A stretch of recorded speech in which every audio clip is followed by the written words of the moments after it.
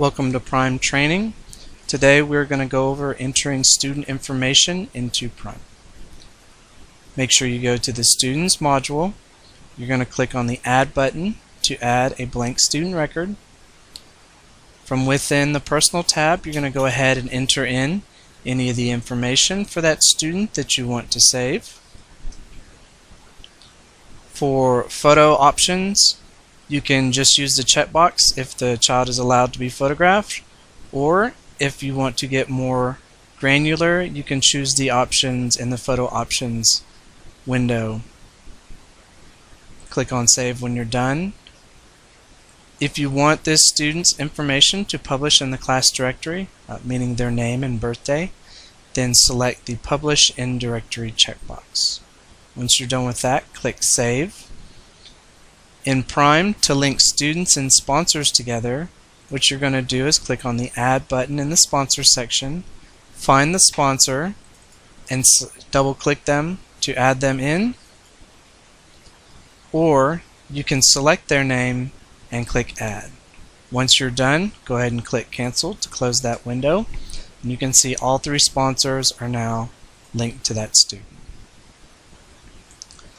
Next is the Pickup tab. The Pickup tab is made to create a pickup list of anyone who can pick up the child who is not a sponsor, meaning they do not pay for the bills for the student and they do not check the student in and out from the check-in app. These people are designed so that you would have to check an ID, and their information is stored in here so that you could check their ID and verify it in the system. For billing, in the Student Bill To tab, when you want to designate which sponsor is going to be billed for the student's tuition fees, then you're going to go in, same thing as before, you can double click the sponsor or you can click Add. That sponsor is now added with their billing information, and that is from the Sponsors Bill To tab. If the sponsor is not paying 100%, say there are two sponsors that are split billing, then you can change this percentage in this screen to 50%, and then when you go and add in mom, you just choose 50% as well.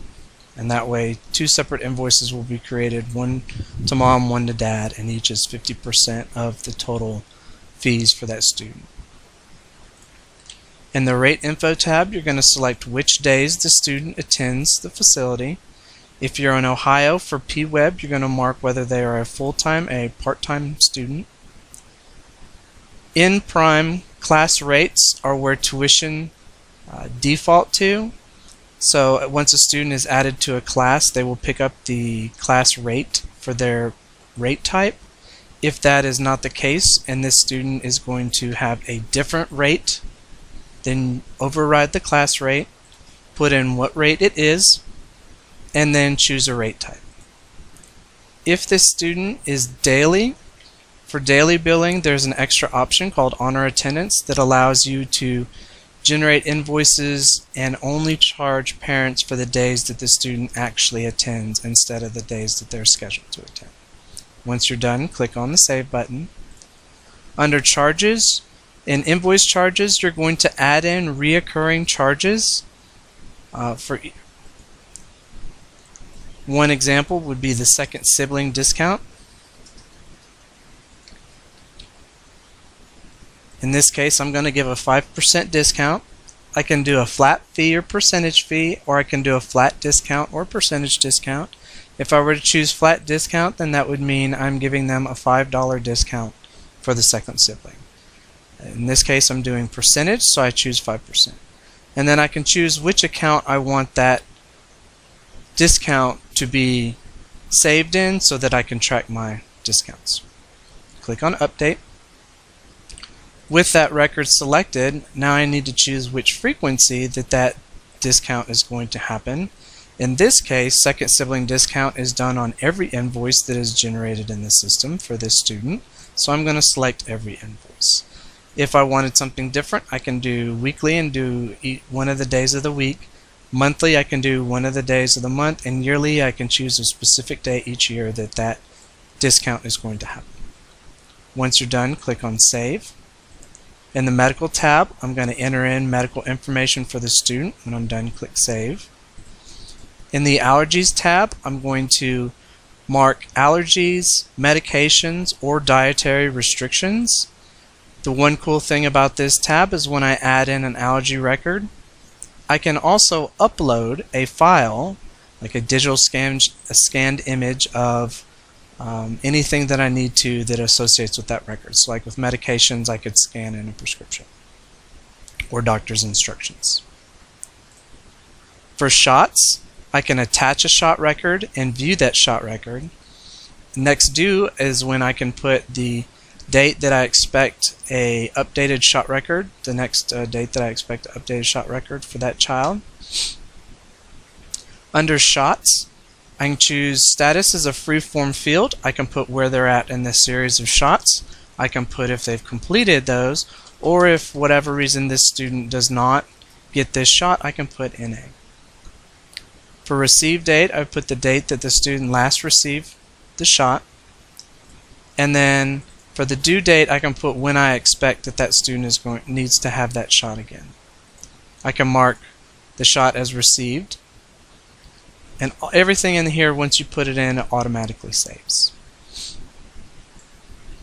For meal program, if the child is meal program eligible, then I can select that checkbox. I choose which rate type that child is. I can upload an eligibility form and attach it here to their record, and then I can view it as well. And I can view the meals that they receive in the bottom of this screen. And if I use meal counts, I can set up a meal account for this child and manage that meal account from within the Manage Funds window. For fees, and here is where I would add one-time fees, like a late pickup fee. Same thing as before, except the difference being once you add this in, it is marked as not invoiced. The next time I run an invoice for this student, this fee will be added to the invoice and it'll be marked invoiced and it won't get picked up anymore. For notes, all you have to do is click Add to add a note record. In here, I can select the note record to be published to the parent portal. I choose which day, which date, and which type of note I'm adding. For a photo, I can upload a photo to this. And for an incident report, I can actually add an attachment, which is an upload of the filled out incident report. If I select Send Email, it will email the sponsor that I choose. And I can require a digital signature for that note record.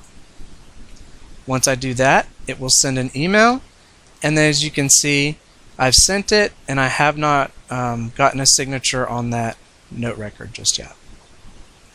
For attendance, I can see a visual representation of this student's attendance. Since this is a brand new student, I don't see any, but on other students I can see when they were checked in, when they were checked out.